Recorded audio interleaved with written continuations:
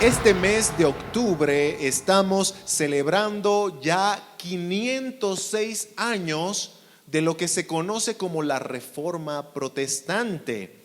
El monje agustino Martín Lutero levantó su voz en el año 1517, cansado de la inmoralidad de la iglesia oficial en ese tiempo, cansado de la corrupción y cansado del declive doctrinal en el que habían caído los líderes de esa iglesia romana. Y aunque en este tiempo, es decir, en ese tiempo de Martín Lutero, en el siglo XVI, fue la Iglesia Católica Romana quien se alejó de la Biblia y por ende se alejó de Dios, hermanos, hoy en día, dentro del evangelicalismo se ve terriblemente esa misma decadencia doctrinal. Dentro del evangelicalismo hay inmoralidad, hay corrupción y hay muchos que se están alejando de la doctrina cristiana. Muchas congregaciones que se autodenominan iglesias cristianas socapan el pecado, engañan a muchos distorsionando la Biblia para sacarles dinero. Y somos muy conscientes de que eso en nuestro contexto es una realidad lamentable. Muchas de esas congregaciones predican sobre prosperidad, predican sobre empoderamiento, pero no predican nada de santidad ni de arrepentimiento. Se han alejado del verdadero evangelio de la palabra. Es lamentable reconocer que en nuestros tiempos hay muchos que no predican el evangelio bíblico, sino que se han alejado buscando sus intereses. Y ahora no hay Martín Lutero. No, Martín Lutero murió en ese mismo siglo, en el siglo XVI. Y tampoco yo voy a pedirte que tú seas un Martín Lutero. No. Pero si tú eres cristiano, lo que sí voy a pedirte con la autoridad de la palabra de Dios es que seas fiel al Señor y que seas igualmente como parte de la iglesia un defensor de la verdad. Porque al final eso es lo que el apóstol Pablo dice que es la iglesia. Defensora y columna y baluarte de la verdad.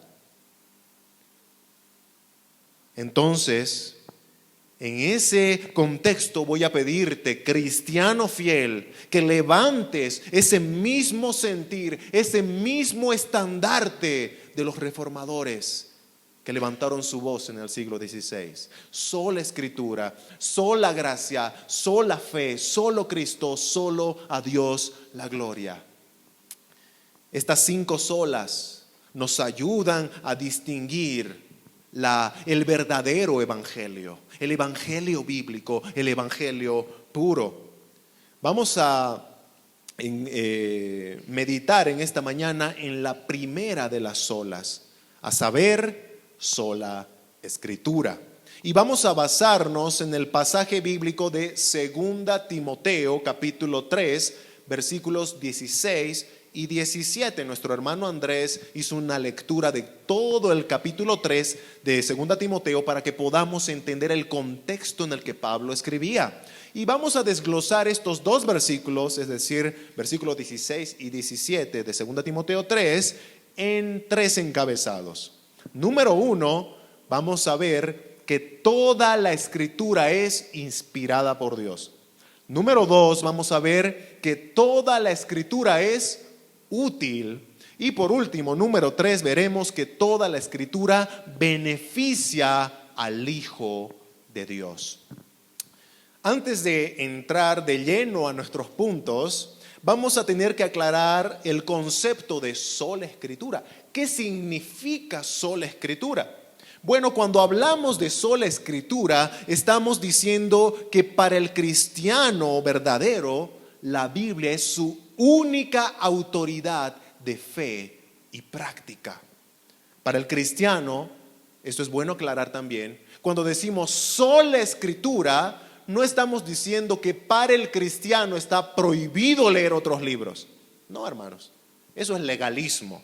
No, no está prohibido que leas otros libros, pero el cristiano tiene que saber que ningún libro en todo el mundo tiene más autoridad que la autoridad que tiene la Biblia.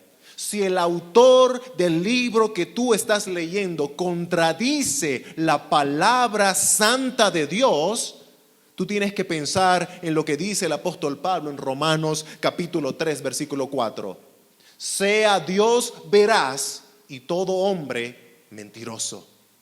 Es decir, que tú tienes que creerle a Dios antes que creerle a cualquier hombre que dice cualquier cosa en sus libros.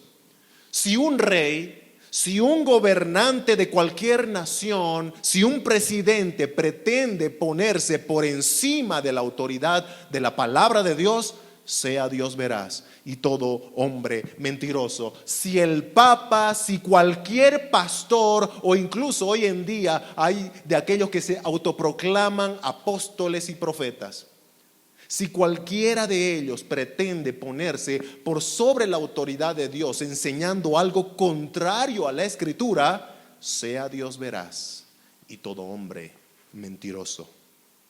Oh hermanos, la iglesia cristiana proclama sola Escritura, proclama que ella es decir, la iglesia es defensora de la verdad.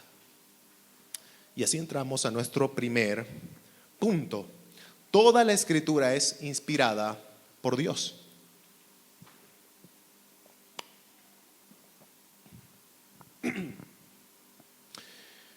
Ese es el nombre de nuestro primer punto. Toda la Escritura es inspirada por Dios. Pablo está escribiendo a su hijo en la fe, Timoteo, lo que sería su última carta antes de morir. Y lo que hace Pablo en esta carta que le escribe a Timoteo es presentar lo que él considera lo más importante para dejarle a alguien. Si tú estuvieras por morir y tuvieras una carta para escribir, ¿qué pusieras en esa carta? ¿No? ¿Será que tu preocupación sería, voy a dejar la receta de esta galleta? ¿Será que eso es lo más importante que tú quisieras dejarle a tus hijos, que tú quisieras dejarle a la persona que amas? ¿La receta de una galleta? ¿O te empeñarías en poner los consejos que guarden el bienestar, la integridad de la otra persona?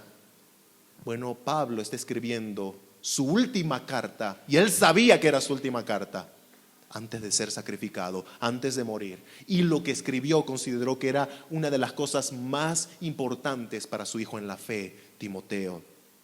Como leía nuestro hermano Andrés hace un momento, en el capítulo 3 de 2 Timoteo, el contexto es que habían muchos falsos maestros, habían muchos engañadores que eran avaros, vanagloriosos, soberbios, blasfemos. Ese era el contexto, ese era el perfil de los falsos maestros en donde Timoteo estaba metido. Habían muchos falsos maestros y Timoteo era una luz en medio de esa oscuridad espiritual. De tal manera que en toda esa oscuridad que Pablo presenta sobre los falsos maestros, luego muestra el contraste, la contraparte, que es un hombre fiel al Señor. Y Pablo dice, ellos, los falsos maestros, tuercen la doctrina, pero tú, Timoteo, persiste tú en lo que has aprendido. Versículo 14. Ellos, los falsos maestros, tienen apariencia de piedad, son hipócritas, muestran una cara, pero después por la espalda son otra cosa. Pero tú, le dice, tú, Timoteo, sigue mi conducta, vive piadosamente en Cristo Jesús, aunque padezcas persecución. ¿Se dan cuenta el contraste? Los falsos maestros y el hombre fiel de Dios.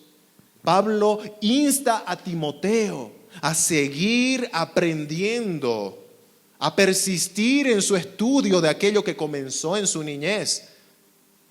Y es importante aquí también siempre recalcar que los que instruyeron en la Biblia, en la Sagrada Escritura a Timoteo, fueron dos mujeres, su abuela y su madre, Loida y Eunice.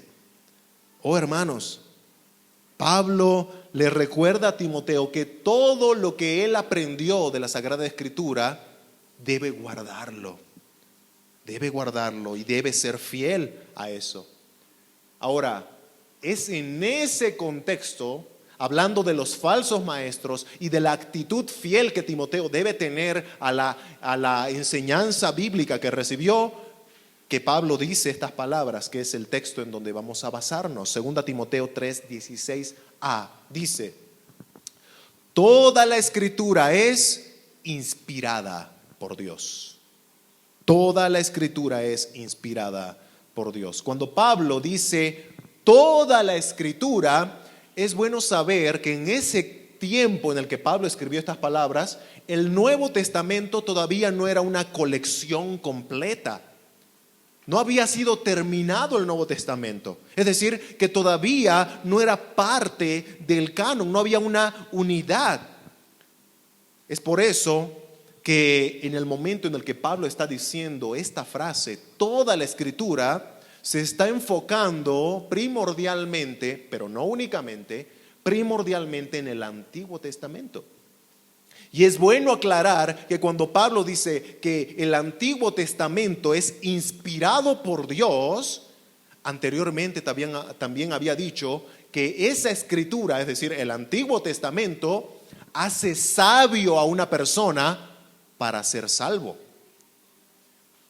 Uno puede pensar, a ver, ¿cómo que leyendo el Antiguo Testamento tú puedes llegar a una sabiduría dada por Dios para ser salvo? Si la salvación, dice la Biblia, es por medio de Cristo, no por medio de nadie más. Y es que, hermanos, aquí es algo que tenemos que aprender. El Antiguo Testamento habla de Cristo. Desde el principio hasta el final de los profetas hablan de Cristo. Es cristocéntrica. ¿Recuerdan ese evento, ese momento en el que Jesús resucitado se le aparece a estos dos discípulos de camino de Emaús? Estos discípulos desconsolados, confundidos, tristes, pero Jesús les enseña a interpretar la Biblia correctamente y les dice que Moisés y los profetas hablaron de mí. Es decir, que cuando tú lees todos los libros escritos por Moisés, desde Génesis hasta Deuteronomio, o cuando tú lees todos los libros escritos por los profetas, ya sean los profetas mayores o los profetas menores, tú ves a Cristo plasmado ahí. Ellos escribieron de Él. Es por eso que Pablo asegura que el Antiguo Testamento, que es inspiración de Dios, te hace sabio para la salvación, porque te hacen mirar a Cristo, te hacen mirar, hablando del Antiguo Testamento, a esa promesa dada por Dios en el huerto del Edén. Vendrá un paladín, vendrá un vencedor para derrotar a la serpiente. Así que desde el Antiguo Testamento nosotros podemos ver cómo Dios nos va apuntando hacia Cristo, Cristo, Cristo. Nunca leas el Antiguo Testamento pensando que son historias del pasado que tienen alguna enseñanza moral para tu vida. No, léelo como Cristo nos enseña a leerlo. Busca la enseñanza de la promesa de Cristo, el Salvador. Ahora, con esto no estoy diciendo que cuando el apóstol Pablo dice que toda la Escritura, hablando del Antiguo Testamento, es inspirada por Dios, está dejando afuera al Nuevo Testamento. Porque tal vez ahorita tú estás diciendo, bueno, si el Antiguo Testamento es inspirado por Dios y eso te lleva a una sabiduría para salvación, entonces el Nuevo Testamento, ¿qué es? ¿No es inspiración? Pablo no está dejando afuera al Nuevo Testamento, sino que en el tiempo en el que él escribió esta carta todavía no había la colección completa. Pero escucha bien, cuando Pablo ya murió, es decir, cuando Pablo ya terminó de escribir todas sus cartas y ya las mandó a todo lugar, el apóstol Pedro, que aún continuaba con vida y era uno de los pilares fundamentales de la iglesia en el primer siglo, dice del apóstol Pablo lo siguiente. En 2 Pedro capítulo 3 versículos 15 al 16 dice que Pablo escribió muchas cosas que eran difíciles de entender, y en ese contexto dice que los indoctos tuercen las palabras de Pablo, como también las otras escrituras. Segunda Pedro capítulo 3 versículos 15 al 16. Pedro agarró las palabras de Pablo, que por cierto, él estaba hablando en el contexto de la escatología. Pablo habló mucho de escatología, y Pedro utiliza las palabras de Pablo para luego decir que muchos la tuercen, como también las otras escrituras. Las pone de igual manera.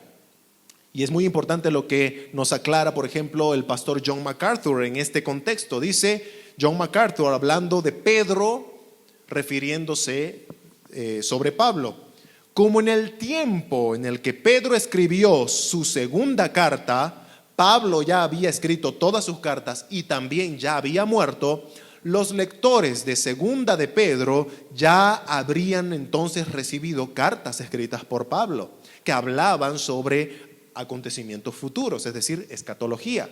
Algunos de las explicaciones de Pablo eran difíciles, mas no imposibles de interpretar. Y escuchen esta parte: de todas maneras, Pedro usó a Pablo como respaldo válido y confiable de su enseñanza. El apóstol Pedro estaba enseñando sobre escatología también, sobre eventos futuros. ¿Y cómo hizo Pedro para fundamentar, para de alguna manera robustecer su enseñanza? Utilizó las cartas de Pablo, utilizó los escritos del apóstol Pablo. ¿Se dan cuenta? Pedro, a través de esa actitud de validar sus escritos con los escritos de Pablo, estaba mostrando esa misma igualdad de inspiración, porque Pablo también era un apóstol de Jesucristo. Hermanos, la palabra inspirada significa soplada. Esa es la traducción de la palabra inspirada. Soplada por Dios, respirada por Dios, exhalada por Dios. Es decir, que el aliento de Dios, ese santo aliento, se siente en las Sagradas Escrituras.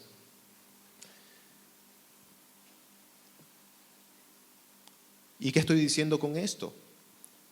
Que aunque históricamente nosotros reconocemos que la Biblia tiene aproximadamente 40 escritores humanos, el autor es solo uno: Dios. Dios es el único autor. Eso es lo que significa lo que Pablo dice: inspirada por Dios. Dios es el que sopló, el que le dio su aliento de vida. Un comentarista dice: en algunas ocasiones Dios dijo a los escritores de la Biblia las palabras exactas que debían decir o escribir, pero con mayor frecuencia Dios usó la mente de cada uno de estos escritores, vocabularios, experiencias, para producir Dios su propia palabra infalible e inerrante. Otro comentarista, Simon Kiesmaker, dice: el Espíritu de Dios no reprimió la personalidad humana del escritor, sino que la elevó a su mayor nivel de actividad, y debido a que la individualidad del escritor humano no fue destruida, entonces encontramos en la Biblia una amplia variedad de estilo y lenguaje. Cuando tú puedes leer la Biblia, te vas a dar cuenta que sí hay diferencias de estilo, ¿verdad? Hay estilos poéticos. Es muy diferente cuando tú lees, por ejemplo, una carta del apóstol Pablo a Timoteo, a cuando tú lees, por ejemplo, Cantar de los Cantares, poético. Interpretar esa forma poética a lo espiritual. ¿Se dan cuenta? Hay estilos diferentes. Es muy diferente como escribe Moisés a como escribe Salomón. Pero eso no quiere decir que lo que escribieron no es inspirado, no es el mismo tema. Esa diferencia que hay entre individuos, es decir, Moisés, Salomón, Samuel, etcétera, Pablo, Pedro en el Nuevo Testamento, esa diferencia de individuos de diferentes épocas, en diferentes circunstancias, es decir, que algunos escribieron en la cárcel, otros escribieron en libertad, algunos escribieron en el exilio, otros escribieron en persecución. Bueno, esa diferencia de circunstancias y lugares no rompen para nada la armonía perfecta del tema de la Biblia. ¿Y cuál es el tema de la Biblia? Dios y su plan redentor. Dios y su plan redentor. Desde Génesis hasta Apocalipsis, ninguno de los autores o de los escritores humanos se contradice sobre quién es Dios y sobre su plan redentor. Hay una armonía perfecta. Esta es la palabra de Dios, porque Él la inspiró. Él es la fuente directa. Él es quien, usando herramientas efímeras, como ser personas comunes y corrientes, como los apóstoles, profetas, bueno, Dios, usando personas efímeras, produjo su palabra infalible, inerrante y completamente suficiente. El apóstol Pablo dice de esto a los tesalonicenses. Primera Tesalonicenses 2:13 dice: por lo cual también nosotros, sin cesar, damos gracias a Dios de que cuando recibisteis la palabra de Dios que oísteis de nosotros, la recibisteis no como palabra de hombres, sino según es en verdad la palabra de Dios. Es decir, que cuando Pablo predicó a los tesalonicenses, ellos no recibieron esas palabras como, son las palabras de Pablo. No, ellos dijeron, es palabra de Dios, porque eso es lo que es. Vamos a ir a nuestro segundo punto. Toda la escritura es útil. Toda la escritura es útil. 2 Timoteo 3:16. Toda la escritura es inspirada por Dios y útil, dice el apóstol Pablo. En nuestro primer punto, lo que acabamos de ver hace un momento, estábamos hablando de la inspiración de las escrituras y hacíamos relucir la total autoridad que la Biblia tiene, porque proviene de Dios mismo, proviene de aquel que es el gobernante absoluto del universo. Y no hay nada ni nadie que pueda ponerse por sobre la autoridad de Dios. Es decir, que lo que Dios dice en su palabra, eso es. Eso es. Y nosotros no tenemos por qué objetar aquello. Es autoridad. Pero lo que vamos a ver ahora en este segundo punto es la suficiencia de las Escrituras. La suficiencia de las Escrituras. Si es inspirada por Dios, y yo creo que es inspirada, viene directamente de Él, entonces ¿será que la Biblia es suficiente para lidiar con todos los problemas de nuestra alma? ¿Será que la Biblia es suficiente para lidiar con todos los conflictos de nuestra vida? Eso es lo que vamos a ver. Tristemente, en una época en donde se ha perdido el valor que la Biblia tiene porque hemos olvidado de quién viene, ahora hemos desestimado su utilidad. De repente, ahora la Biblia ya no es suficiente para lidiar con los problemas del alma, sino que en nuestra mente creemos que necesitamos algo más. Lo más triste es que la iglesia en el siglo XXI haya caído en el error de empezar a depender y confiar más en los métodos psicológicos que el mundo nos ha vendido para así, a través de esos métodos mundanos, lidiar con los problemas del alma, en vez de confiar plenamente en aquel que es el creador mismo de tu alma. ¿Quién la conoce mejor? ¿Quién conoce mejor el alma que el creador del alma? Voy a tener que citar al pastor Miguel Núñez, quien dice algo muy, muy interesante sobre el tema. en su libro Una iglesia conforme al corazón de Dios. Miguel Núñez dice: muchas veces la consejería en la iglesia se realiza a través de técnicas psicológicas que llevan al individuo a sentirse mejor en un periodo de tiempo relativamente corto, pero no lo llevan a cambiar de manera definitiva y completa. Mucha gente tal vez ha cambiado, pero sus motivaciones y deseos todavía están errados, de manera que Dios no se siente más complacido con la nueva conducta que con la anterior. Eso es lo que se está haciendo hoy en día. Se está poniendo al mismo nivel o incluso por encima métodos del mundo, porque ahora resulta que la Biblia no es suficiente. No creo que la Biblia pueda lidiar con mis conflictos. No creo que la Biblia tenga la respuesta a mis problemas. Oh, estimados hermanos, viniendo ya aquí a nuestro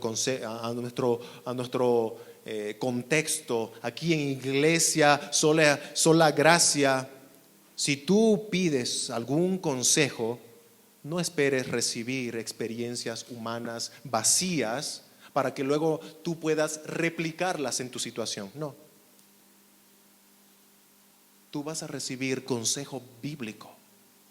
Y probablemente eso te haga muchas veces refunfuñar dentro tuyo.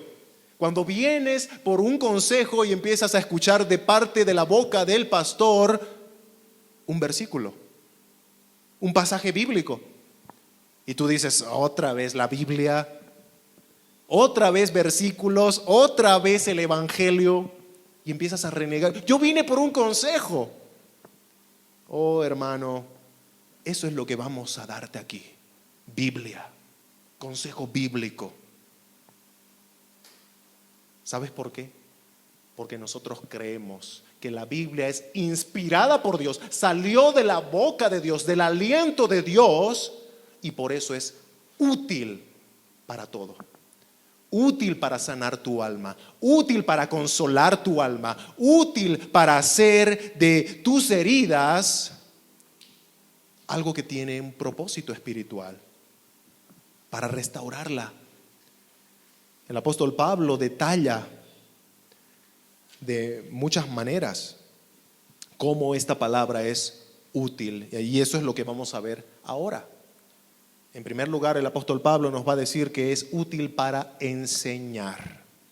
Útil para enseñar. El apóstol le va a decir a su hijo en la fe, por ejemplo, un poquito más adelante de lo que estamos viendo en los versículos 16 y 17, en 2 Timoteo 4, versículo 1 y 2, Pablo le dice: te encarezco, Timoteo, te encarezco delante de Dios y del Señor Jesucristo, que juzgará a los vivos y a los muertos en su manifestación y en su reino, que prediques tus experiencias y opiniones. No dice eso. Dice que prediques la palabra, que instes a tiempo y fuera de tiempo, redarguye, reprende, exhorta con toda paciencia y muchos chistes, Timoteo. Muchas anécdotas. No. Dice paciencia y doctrina. Doctrina. A diferencia de los falsos maestros a los que Timoteo debía evitar, hermanos, este joven pastor tendría que luchar con la tentación de ser innovador, de empezar a decir: bueno, yo quiero caerle bien a la generación que me rodea, quiero caerle bien a las personas, quiero ser un pastor cool. Así que empiezo a hacer cosas novedosas. No, Pablo le dice: Timoteo, enseña con doctrina, predica la palabra, no prediques tus experiencias. No entretengas a las personas con anécdotas chistosas, no les conmuevas con historias tristes y manipuladoras de emociones. Timoteo, no muestres videitos para compungir a las personas con imágenes. No vayas a lo externo. Porque no sé si te ha pasado alguna vez viendo una película, ni siquiera es una película cristiana, y de repente estabas con unas lágrimas, ¿verdad?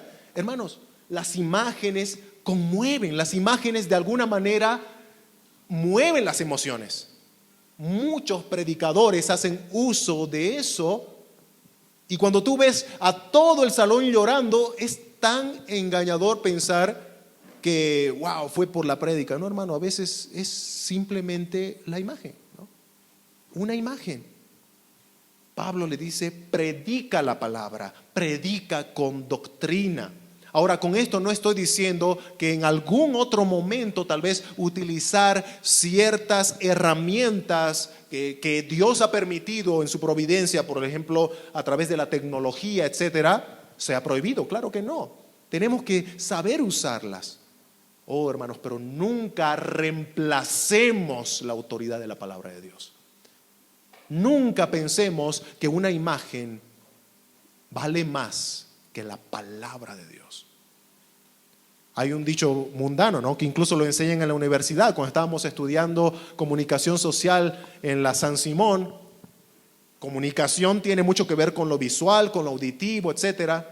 Y en una de las materias que tiene que ver con lo visual dicen, una imagen vale más que 1000 palabras. Y conocemos esa frase, ¿verdad? Una imagen vale más que 1000 palabras. Bueno, hermanos, una imagen no vale lo mismo que la palabra de Dios.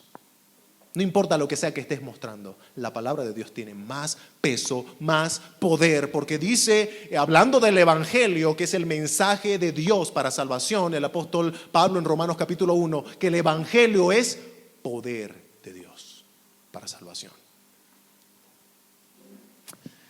Y la iglesia en el primer siglo mostraba ese interés que tenían por estudiar la palabra. Dice en Hechos capítulo 2, versículo 42, que se reunían para estudiar la doctrina de los apóstoles.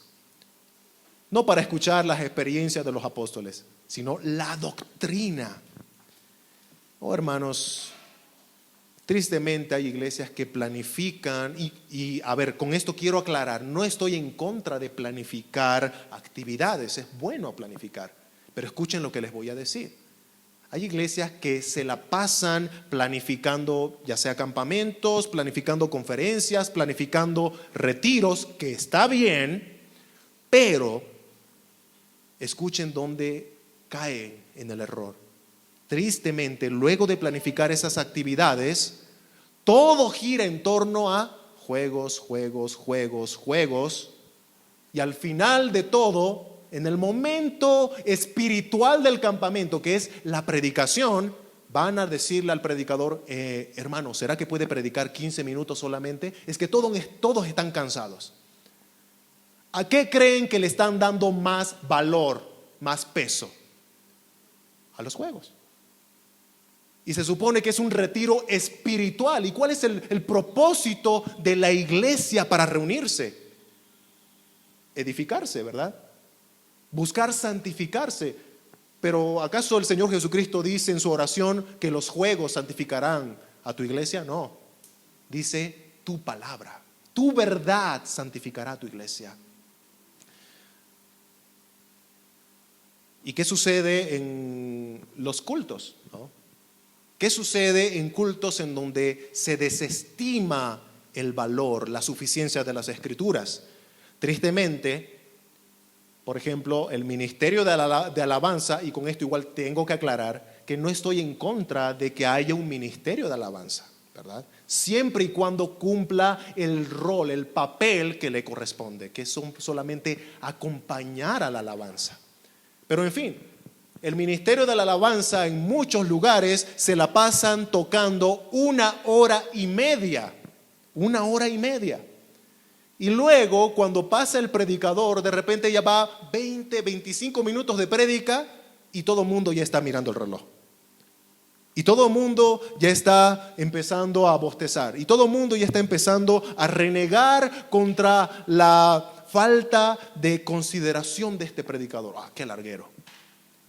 Pero en la 1 hora y media de alabanza no te quejabas, ¿no? Pero ¿qué estamos viendo acá? ¿Estoy diciendo acaso que cantar está mal? ¿Que alabar al Señor está mal? Claro que no. Pero hay prioridades.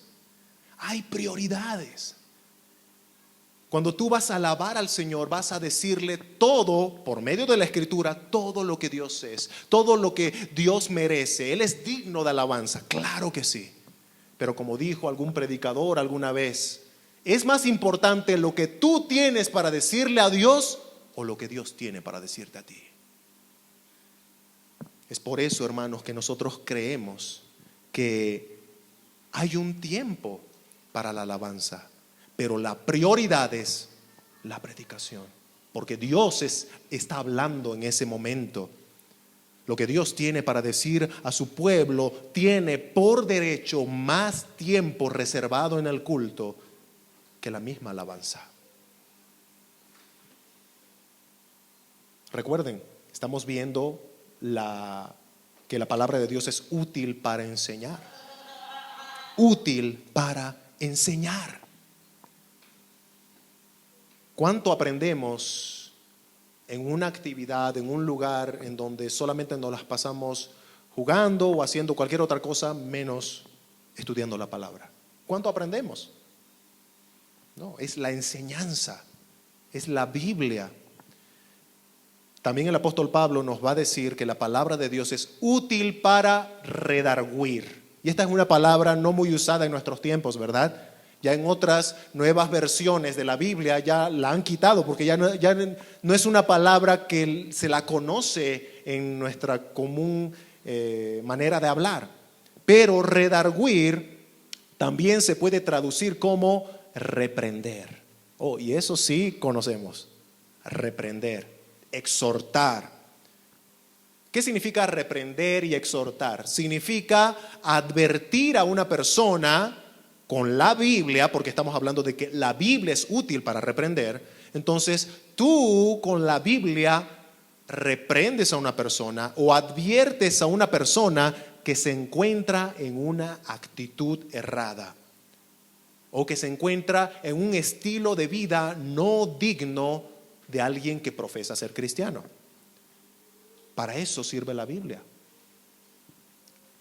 Si alguien que se llama cristiano, por ejemplo, es mujeriego, es estafador, es borracho, esa persona que se llama cristiana tiene que ser reprendida con la Biblia. Entonces el pastor o el hermano que va a reprenderle tiene que reprenderle con la palabra de Dios. Recuerda, la Biblia es útil para reprender.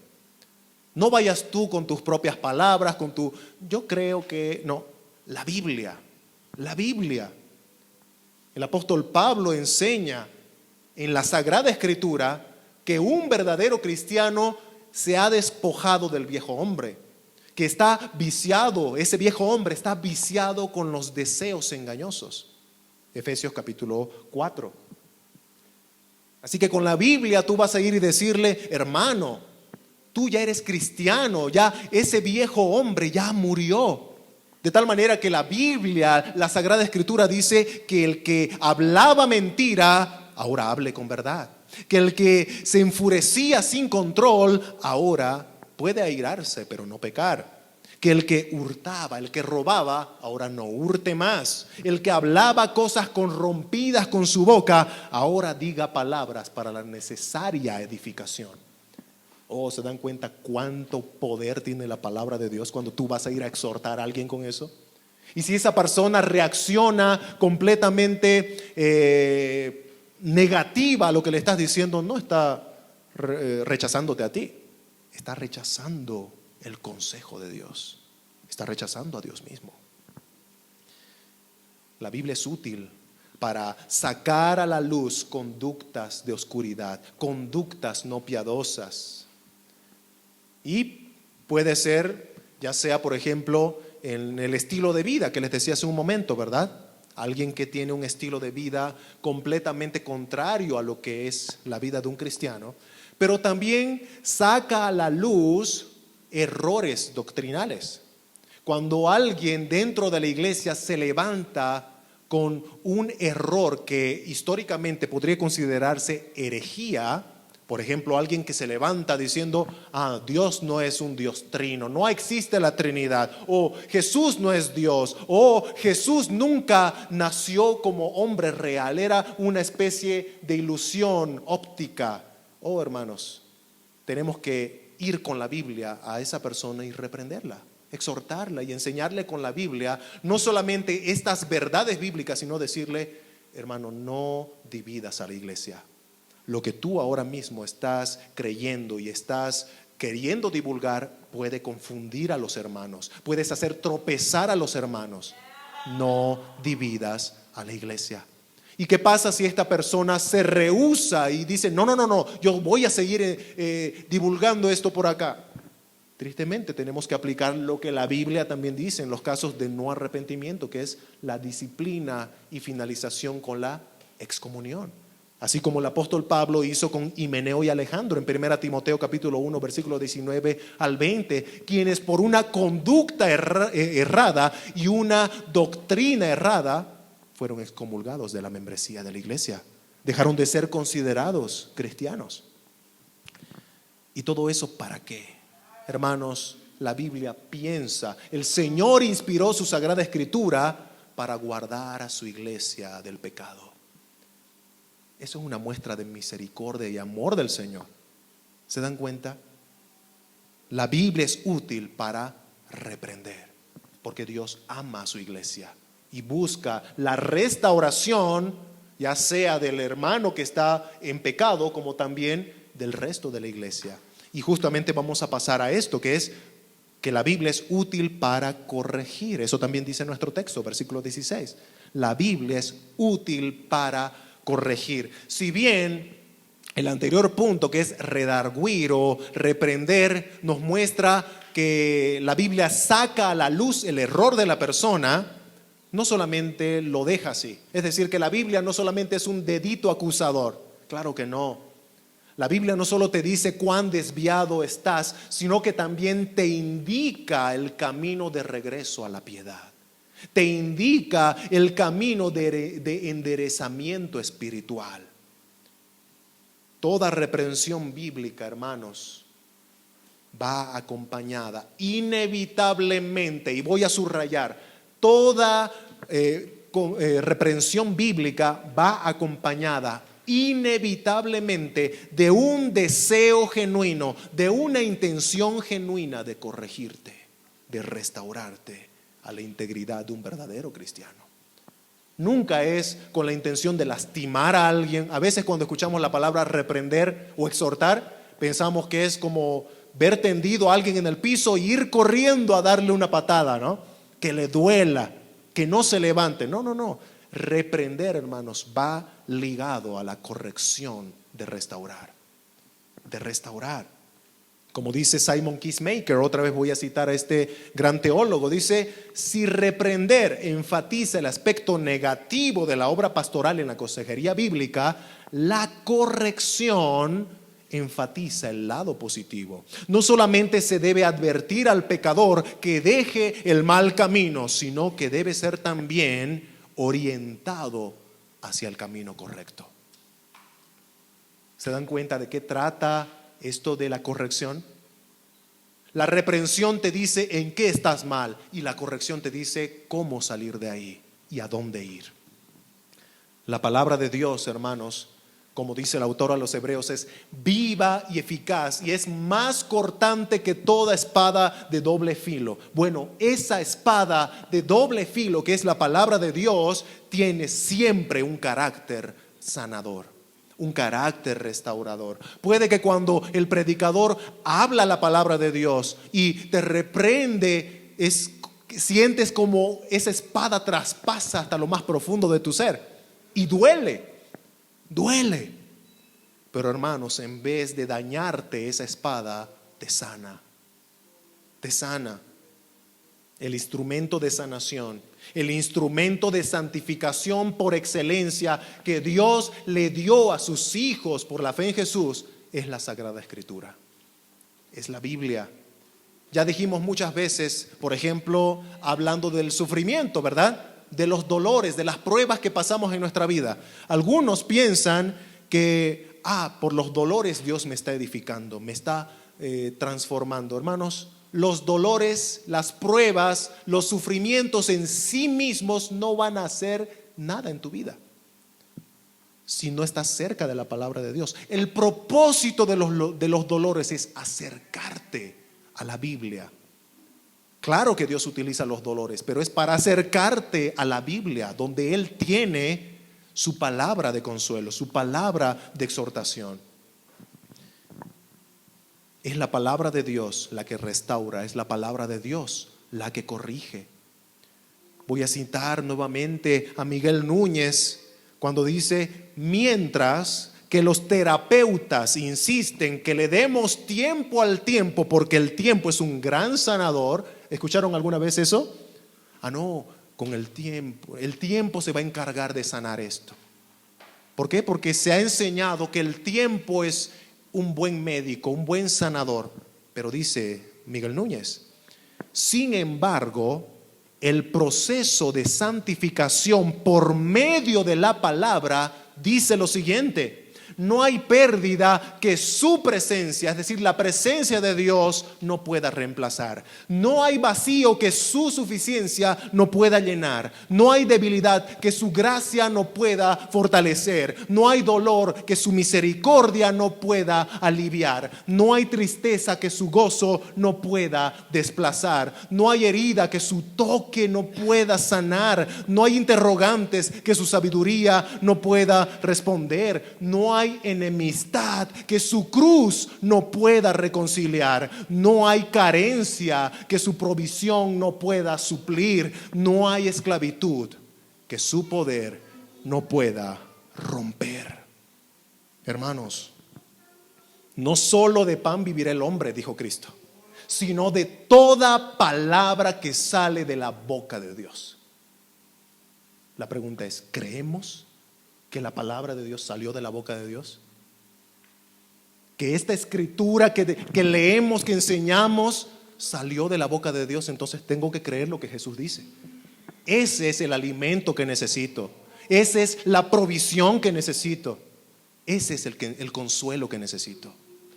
La Biblia es útil para corregir. ¿Estás buscando sanidad de tu alma? Ve a la Biblia. Ve a la Biblia. La Sagrada Escritura restaura, sana, santifica y corrige. Así pasamos a lo que continúa de la utilidad de la Biblia. Pablo dice también que la Biblia es útil para instruir en justicia. Instruir en justicia. La palabra instruir puede que sea conocida para nosotros, pero se puede también traducir, y esto nos va a dar una idea más clara, como entrenar. Eso creo que nos aclara algunas cosas más, ¿no? Entrenar. Bueno, hay personas que entrenan bien a un animalito y hay concursos, ¿verdad? Para mostrar cuán bien entrenado el animalito va cruzando obstáculos, obedece lo que es sentarse, echarse, darse la vuelta, hacerse el muertito. Está bien entrenado, ¿no? Sabe dónde ir cuando tiene que ir al baño, ¿no? Es un perrito bien entrenado. Bueno, ¿cómo se logró eso? A través de disciplina, entrenamiento constante. Esto tienes que hacer. Yo me imagino al entrenador enseñándole una y otra vez. ¿Y cuántas veces el perrito no quería echarse y en la insistencia lo logró, aprendió?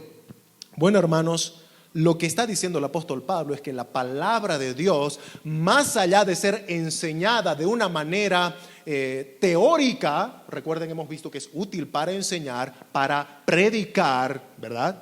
Bueno, más allá de ser enseñada de manera verbal, la escritura, la palabra de Dios es útil para entrenar a una persona a vivir en justicia. Un maestro bíblico debe entrenar codo a codo a su gente, codo a codo. ¿Recuerdan cómo discipulaba a nuestro Señor Jesucristo? Él estaba entre sus discípulos. Donde Él iba, estaban sus discípulos, ¿verdad? Él estaba en medio del sol predicando en el desierto. ¿Dónde estaban los discípulos? Con Él en el sol en el desierto. Jesús estaba con ellos.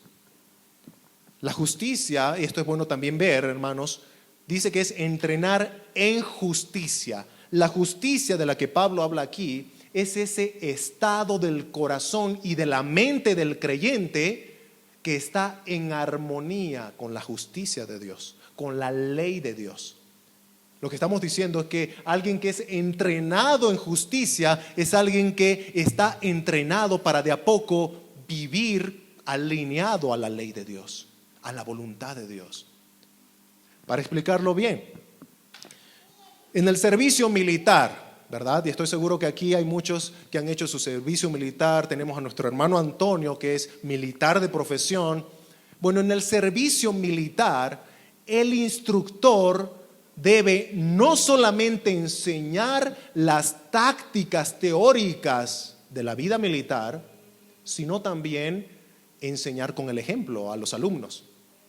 Por ejemplo, cuando el instructor va a enseñar a sus alumnos a desmontar y a montar un fusil, se lo enseña teóricamente, ¿no? Las partes del fusil, etcétera, etcétera. Pero luego él agarra el fusil, lo desarma, lo vuelve a armar y le dice a su alumno: ahora tú haz lo mismo. Tú haz lo mismo. Y estoy seguro que va a hacerlo armar y desarmar el fusil hasta que el alumno lo pueda hacer. Eso es disciplina. Eso es instruir codo a codo a su alumno. Hermanos, todo cristiano necesita de alguien que lo instruya, que lo entrene en disciplina bíblica para que pueda crecer a la estatura de la plenitud de Cristo. Para que cada vez ese cristiano se parezca más a su Señor. Y esto también es bueno aclarar. Alguna vez he escuchado a algunos enseñar que cuando yo discipulo a una persona, estoy haciendo un mini yo. Estoy replicándome en esa persona. Hermanos, eso es un error.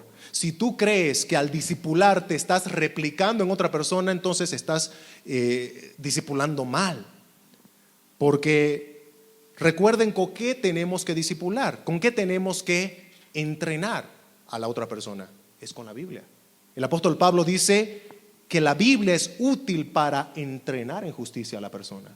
No la entrenes con tus propios pensamientos, no la entrenes, no la disciplines, no la instruyas con tus propias opiniones o experiencias. Es con la Biblia. De tal manera que esa persona a la que estás entrenando, en vez de parecerse a ti, cada vez se parezca más a Jesús.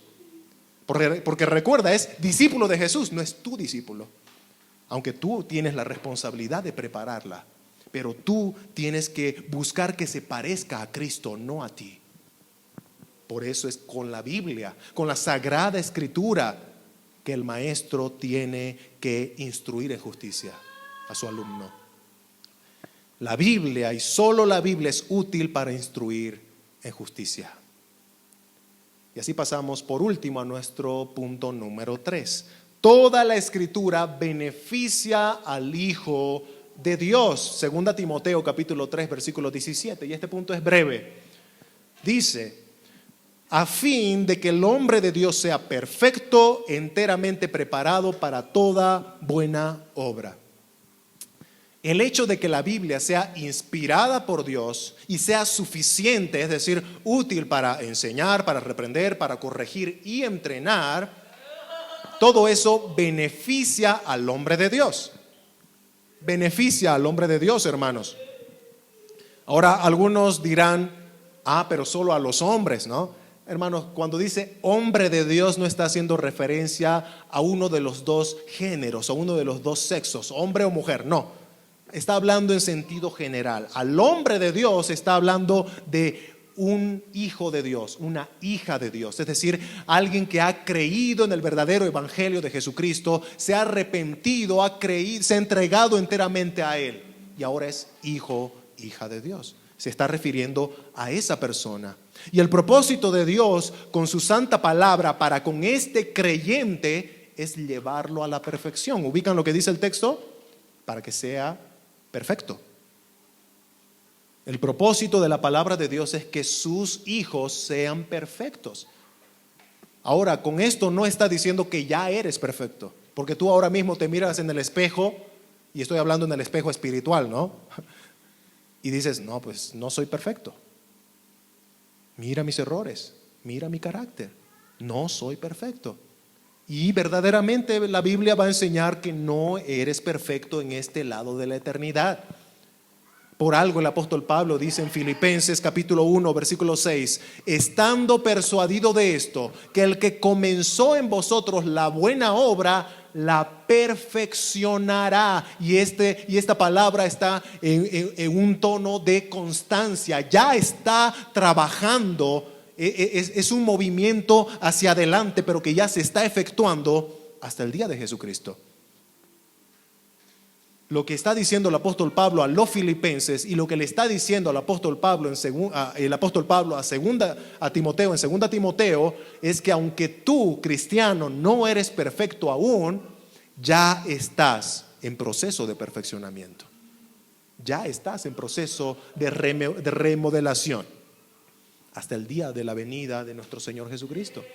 Ya estás en proceso. Y el medio, la herramienta que Dios utiliza para llevarte de a poco a esa semejanza de Cristo es la Biblia, la Sagrada Escritura. Es decir que hasta que venga el Señor tú tienes que leer tu Biblia para de a poco ir pareciéndote más a Él. Por eso es un proceso en crecimiento. Es triste cuando nos estancamos y en vez de subir nos quedamos en un solo lugar espiritualmente.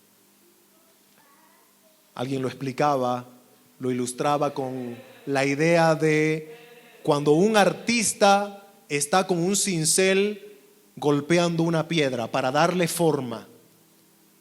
Y cada vez que golpea va sacando pedazos que no son útiles para lo que él está moldeando. Pero cuando termina hay un montón de piedra inservible fuera en el piso. Pero lo que quedó en el molde es algo perfecto. Un arte maravilloso.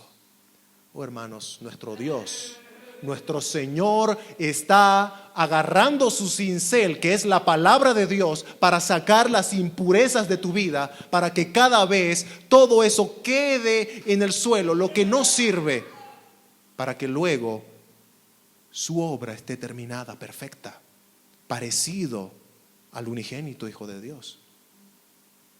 Dios está haciendo su trabajo en ti, hermano, con su palabra. Y así como el hombre de Dios es beneficiado con la palabra de Dios para llegar a ser perfecto hasta la venida de Cristo, también el hombre de Dios, el Hijo de Dios, es beneficiado con el armamento para las batallas que aún tenemos en nuestro peregrinar aquí en la tierra. La Biblia enseña, somos peregrinos, estamos de pasada, pero aquí en este tiempo de pasada vamos a tener batallas. El apóstol Pablo, otros escritores de la palabra de Dios dice que estamos en una batalla y esas batallas no son contra carne y sangre, sino contra huestes espirituales de maldad. Estamos en una guerra espiritual. Dice 2 Timoteo 3:17 que la palabra de Dios es para que estemos enteramente preparados para toda buena obra. Pablo, cuando habla de toda buena obra, también se refiere de esto en Efesios capítulo 2 versículo 10, dice que el cristiano es hechura suya, es decir, hecho por Dios, creados en Cristo Jesús para buenas obras. Otra vez esa palabra, para buenas obras, las cuales Dios preparó de antemano para que anduviésemos en ellas. Cuando Pablo habla de buenas obras en la vida del cristiano, lo que está diciendo es, el cristiano tiene que tener un buen vivir. Buenas obras significa un buen vivir. Las buenas obras son esas acciones piadosas de un verdadero adorador en espíritu y en verdad. Las buenas obras es el fruto del Espíritu Santo que se expresa de forma palpable en la vida de un cristiano. Esas son las buenas obras. Volviendo a esto de que las buenas obras son el fruto del Espíritu en la vida del cristiano, te pregunto, todo lo que tú haces, todo lo que tú dices, todas tus intenciones están impregnadas de amor, gozo, paz, paciencia, benignidad, bondad, fe, mansedumbre, templanza. Todas tus intenciones, todas tus acciones están impregnadas de eso. entonces ahí te das cuenta cuánto falta todavía tu santificación, tu perfeccionamiento, ¿verdad? Esas son las buenas obras que Dios preparó de antemano para que andemos en ellas. Y la palabra de Dios te equipa completamente para que, guiado por el Espíritu Santo que inspiró esa palabra, tú puedas glorificar a Dios con una vida rescatada. Conclusión. Y solamente tengo una con preguntas. Después de escuchar este sermón, quiero llevarte a la reflexión con las siguientes preguntas.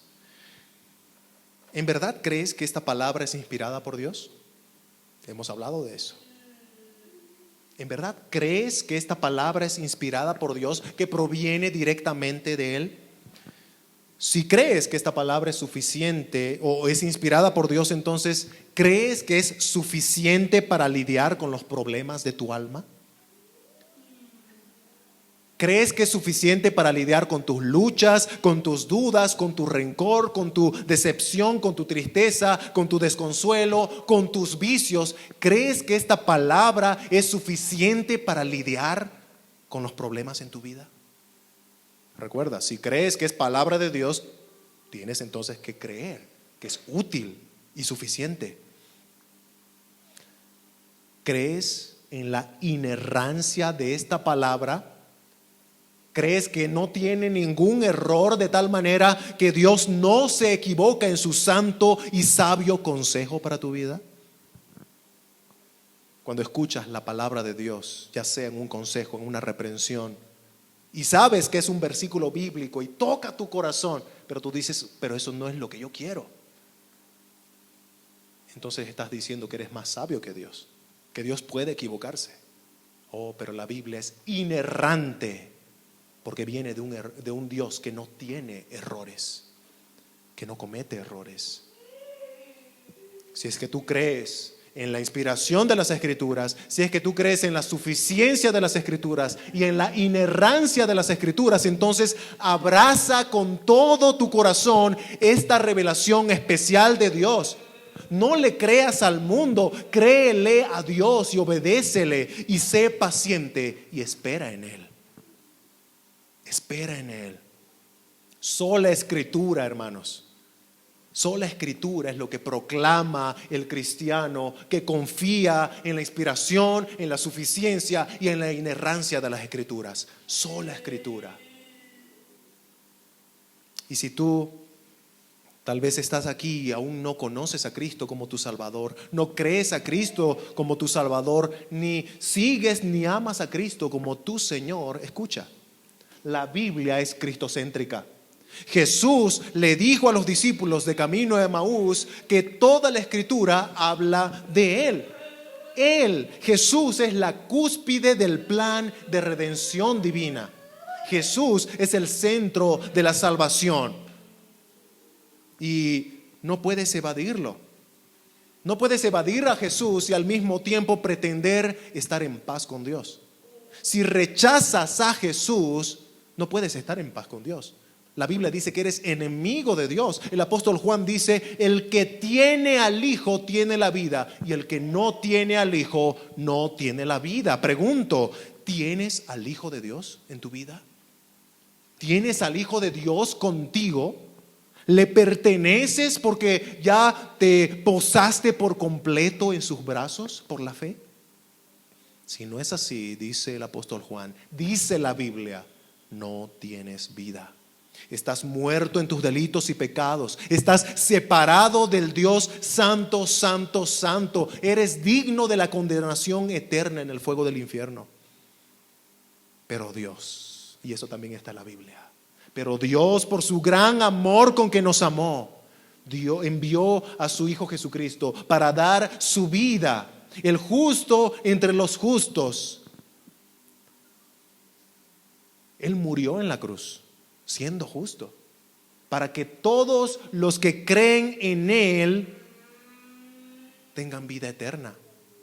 Y Jesús no solamente quedó muerto en la cruz, Él fue puesto en una tumba, pero resucitó poderosamente, victoriosamente. Y Él tiene autoridad, dijo también en Mateo 28. Él tiene toda potestad, toda autoridad en los cielos y en la tierra y debajo de la tierra. Y ahora mismo ese Cristo poderoso y de autoridad te está llamando al arrepentimiento de tus pecados.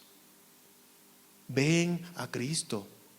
Sus brazos están abiertos para que creyendo en Él seas recibido como hijo de Dios, seas perdonado por Dios y seas asegurado en sus manos.